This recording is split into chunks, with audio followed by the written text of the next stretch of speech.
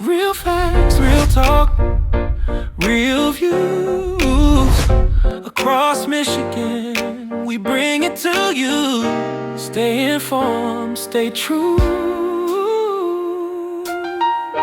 With a bulletin news. Hello, this is Marcus Jefferson, and welcome to the Michigan Bulletin News. I'm Marcus Jefferson, publisher of the Michigan Bulletin, and today we have a different kind of show. We're going to be talking about cowboys and cowgirls and rodeos, and I've got Janet Howard here with me, who I've known for years. Yes. We go back to when our kids were little and riding horses. Absolutely.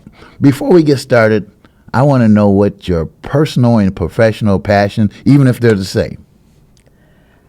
My personal passion probably is working with young people and incorporating horses into doing that. Professionally, of course, I'm retired from the state of Michigan, and I had a long career working in workforce development, which was an arena I enjoyed. But getting back to the horses is where I like to be.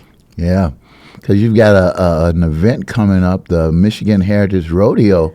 And a lot of people don't, and especially we were talking about this earlier, in this day and age, they don't know about that rich history that we have with horse riding and cowboys and cowgirls. I know me and you do because our kids were involved Absolutely. in it. But tell us a little bit about it. It is something that surprisingly many people do not know about the experience with the Western culture, the cowboy, the cowgirl, but even the broader involvement of blacks in the horse industry. Here in Michigan, it's a rich history that includes the Western culture. It also includes other forms of equine activity. For instance, a lot of people don't know Joe Louis, everybody thinks of as a world champion boxer, outstanding. Yep. They also don't know that he was a world-class equestrian. Oh, wow. Back in 1939. Well, you know what? A lot of people don't know what the word equestrian means. you talking like everybody knows. Let's break it down. Let's break it down. Equine covers all of the horses and mules and donkeys. It is a broad number that captures everything. But I'll use horses. So we'll just talk about horses. We'll talk about horse racing. We can talk about rodeo competition. We can just talk about any aspect of what is done with horses these days. We were involved in it, and that's what our children need to know. And I'm learning more and more of our adults need to know that history as well. Oh, yeah. I remember back when I was on the committee with when we first started the African American Parade. Actually, we based it on the Bud Billiken Parade. Out of Chicago, yes. Me and Mike Murphy, because he was from Chicago, too. Correct. And I remember you guys being in it, and I remember the excitement when the kids would see you guys ride by, because, they watch this stuff on TV. Ain't no black people. And that's why many of us did the parade, so that our children could see that it is something that we do, too. Not only did we have those of us on horseback, we had a couple of teams of draft horses pulling the large show wagons. So it was really important just to share, to let them know that anything they want to do, they can do. There are many of us who've already done it because we, too, are standing on the shoulders of others, and it's just a long, rich history and heritage. Yeah, matter of fact, I remember it must have been the 90s. I used to take my group, I had a group called the Young Publishers Club, yes. And we used to do stories on the Jamaican immigrants that were in Mackinac Island. A lot of people may not know this, but Mackinac Island does not have any, except for an emergency vehicle. The only way you can get around is by bikes or horses. Absolutely. And I remember you and your daughter coming with us, and all the kids that were in our group learned how to ride horses. It's something that is not only enjoyable, but it is a place where you can learn so much about life. Taking care of horses, understanding what it is to care for another animal, understanding the discipline, the dedication, the consistency. One of the things that I've been telling people about the rodeo, it's an opportunity to come out and see some great 2- and 4-legged athletes, because the horses are as well trained as those that are riding them. So rodeo's exciting. It's a great show, and I believe everybody's going to have a wonderful time. Mm-hmm. Well, come on, break down some of the competitions and some of the activities that are going to happen, because I know it's over a 2-day Yes, it's a 2-day on September 19th and 20th. There will, let me start with bull riding because that's what everybody asks about. So there will be championship level bulls out there. There will be the bucking horses. There's an event called tie-down roping, formerly calf roping, where the rider comes out calf and actually lassos a calf, throws it down, and ties it up for a time. There's steer wrestling. There's barrel racing, and I think many people may have seen the ladies racing around the three barrels. And another exciting event is the relay racing. Relay racing are three-person teams riding as fast as they can around the arena, passing the baton just like a track meet. So everything in rodeo is exciting. Everything is quick and everything's exciting. So it's loud, it's noisy, it's fun, we holler, we just have a great time with rodeo. Now, I hear you're going to do something special with the young people to give them opportunity to get better immersed into the rodeo. We have a couple of things that are going on for young people. We were very fortunate to have a number of businesses, organizations, and even individuals in this community to provide buckaroo sponsorships for us to bring about 150 young folks in to get an up-close look at rodeo. They're going to get a chance to actually mix and have dinner with the cowboys and the cowgirls, take picture sessions. Some of them will get a chance to go back and see the livestock, and then they will be at the rodeo as VIP guests and reserved seating. Oh, wow. But for everyone who's there throughout the rodeo, we're going to have an announcer who talks about history and heritage. He's going to talk about Bill Pickett.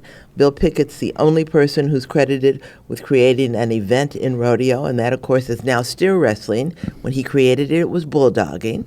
He's going to talk about all of the champions, world-class champions, who are African Americans and have been doing this for years. And then we're going to talk more and more about our local organizations. At one time, there were 8 African American horse organizations in Michigan. Wow. The Michigan Black Horsemen is one of the older ones. They're still in place. They do a lot of family and community activities. We have a Buffalo Soldier group down in Detroit, and they also have a center at Rouge Park where theirs is both an educational as well as a recreational, place for folks to gather, and just lots of others. We have young people, and I'm so proud of the young people who are still coming through, and they're practicing to be calf ropers. They're practicing to do barrel racing, and we have a young lady in Detroit who actually has her own carriage service with draft horses, beautiful perch around. That's Sabrina's Queen's Carriage Service. So there's so much to share and to know, and this rodeo is giving us a chance to do that. Yeah, and going back to what you said earlier, some of us do know about Bill Pickett. I remember it used to be at the Wayne County Fair when my son was growing up. I used to take him and my godson there. That's how they got excited about the opportunity. And you had said something about they quit doing that back in... The Bill Pickett Rodeo is headquartered in Denver, Colorado. Oh, okay. And it came to Detroit probably about 10 or 12 years. And then there was just difficulty finding a coordinator to run a rodeo in Detroit. So it no longer comes into Detroit. In fact, it doesn't come east of Missouri now. Oh, wow. So it's really headquartered out west, and it's in California and Texas predominantly. But there are other smaller rodeos that have popped up in different parts of the country, including the Midwest. But I'll tell you what, one of the things we're also very excited about is our rodeo production company. Oh. Lansing Rodeo Company is now the only African-American-owned turnkey rodeo operation in the country. And turnkey means that Mike Lansing, who's a second generation running the rodeo, owns his own bulls, his calves, his steers, everything that you see that makes a rodeo, the chutes, the fencing, the flags.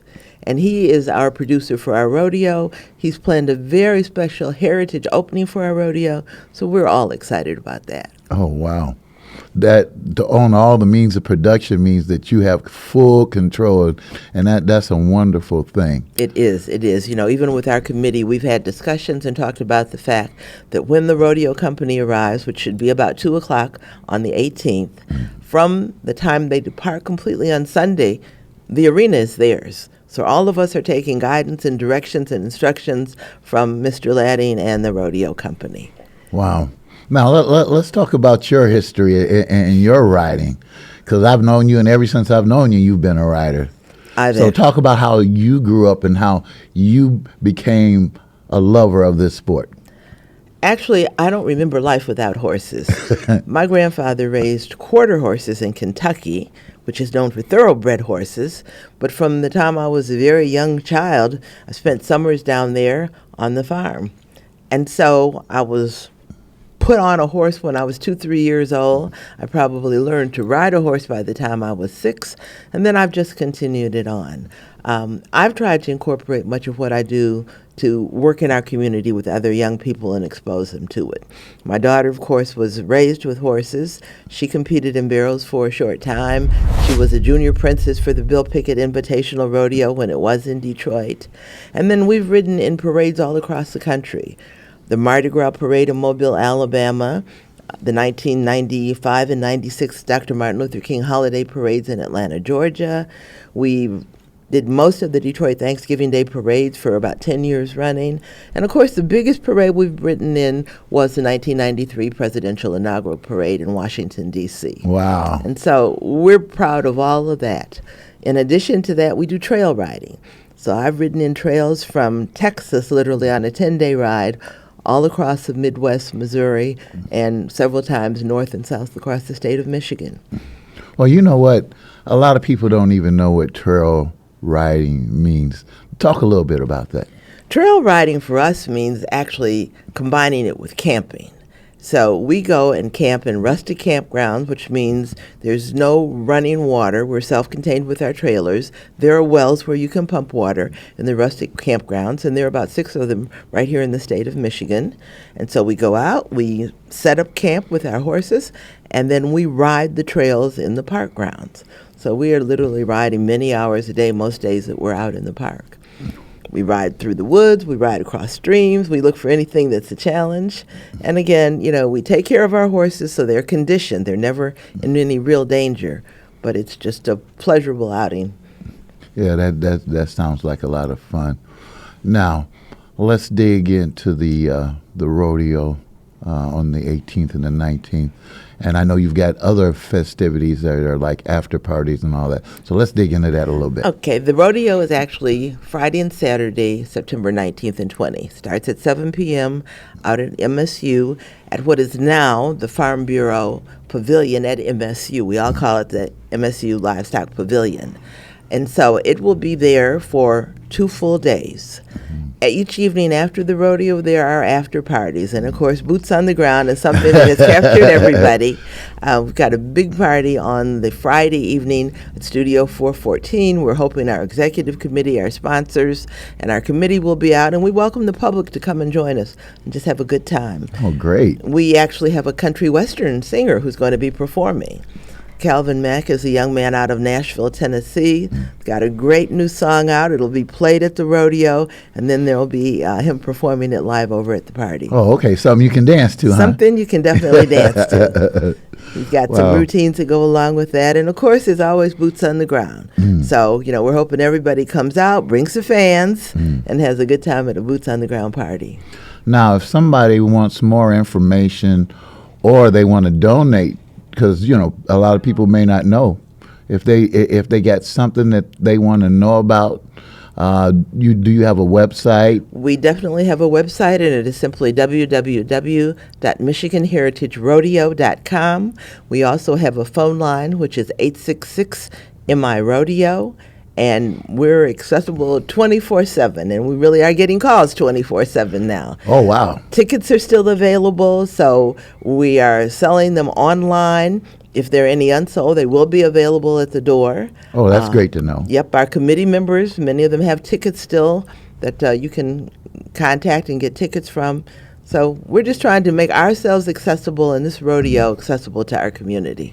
Well, guess what? This is a long time coming because people in this area who used to have it understand, but there's a whole nother generation of people who have no idea, living in the concrete jungle, that, I can touch a horse, I can see events, and, it's just it's something that the young people and some of the older people can be excited about. It is, and equally important to that, we're going to share information about both academic and training and career opportunities involved with horses and the broader equine field.